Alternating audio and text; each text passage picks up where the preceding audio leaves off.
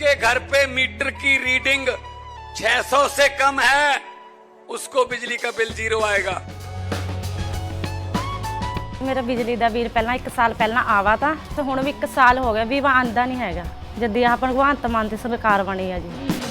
ਮੁੰਡਾ ਸਾਨੂੰ ਛੋਟਾ ਕਹਿੰਦਾ ਪਿਛਲੀ ਵਾਰੀ ਬਿੱਲ ਕਿੰਨਾ ਆਇਆ था माँ 3500 रुपया कहना ऐसी 0 आया। माँ पे ऐसा मुख्यमंत्री पूरे इंडिया में बनना चाहिए।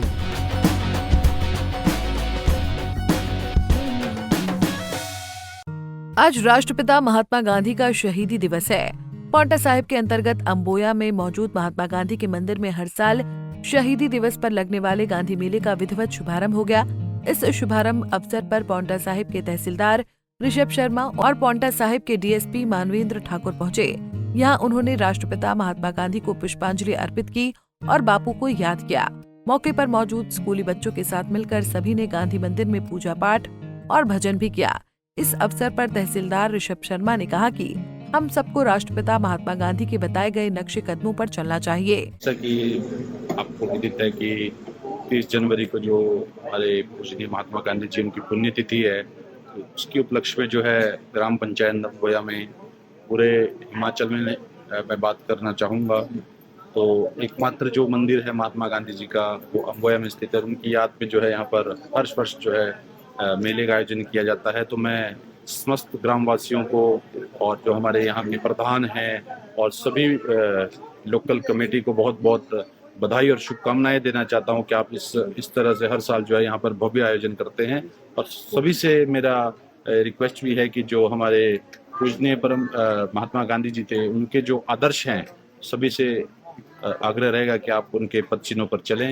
अहिंसा परमो धर्म जो उन्होंने अपना वाक्य दिया था, तो हमें अपने नॉन वायलेंस के मार्ग को जो है अपनाना है। तो बहुत बहुत धन्यवाद आप सभी ने यहाँ पर बुलाया। वहीं अपने वक्तव्य में डीएसपी मानवेंद्र ठाकुर ने भी कहा कि हमें अहिंसा का मार्ग अपनाना चाहिए और राष्ट्रपिता महात्मा गांधी के बताए गए उसूलों का पालन करना चाहिए। आज इस गांधी की पुण्यतिथि पे उसमें जो यहाँ गांव में मेले का आयोजन है, आज हम पहुँचे हैं यहाँ पर इस मेले का उसमें। तो ये एक अपने आप में एक बहुत यहाँ बात हमने आज यहीं पता लगा कि ऐसा आयोजन यहीं पर किया जाता है पूरे विश्व में, पूरे हिमाचल प्रदेश में, पूरे देश में। तो मैं सबको बधाई देता हूँ। और गांधी जी के बारे में तो आपको सब एक बहुत छोटा मंच है, वो उनकी तो विचारधारा बहुत बड़ी है, पूरे विश्व में वो फेमस रहे हैं अपनी विचारधाराओं से। अहिंसावाद हो गया, चाहे उनकी विचारधाराएं थी। और हम चाहेंगे कि आजकल जो बच्चे नौजवान जितने हैं उस विचारधारा को फॉलो करें। धन्यवाद। वहीं स्थानीय पंचायत प्रधान सुनीता शर्मा ने भी इस अवसर पर राष्ट्रपिता महात्मा गांधी को याद कर सभी से राष्ट्रपिता महात्मा गांधी की तरह अहिंसा के रास्ते पर चलने की अपील की। नमस्कार, मैं ग्राम पंचायत अंबोया की प्रधान सुनीता शर्मा। मैं और मेरे पूरी ग्राम पंचायत अंबोया की ओर से इस शहीदी दिवस पर जो ये मेला होता है, उसके लिए सभी को इस मेले की बहुत बहुत हार्दिक शुभकामनाएं। जैसा कि आप जानते हैं, 30 जनवरी 1948 को महात्मा गांधी जी को गोली लगने पर वो शहीद हो गए थे। तब से हमारे बुजुर्गों ने उसी के 2-4 साल बाद ये मंदिर का निर्माण कराया।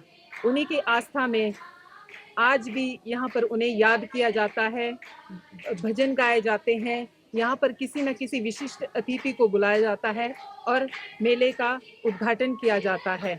तो ये एक हमारे याद है उन शहीदों के लिए जिन्होंने इस याद को आज तक जिंदा बनाए रखा। और हम कोशिश करेंगे और आने वाले बच्चे भी इसे पीढ़ियों तक याद रखें।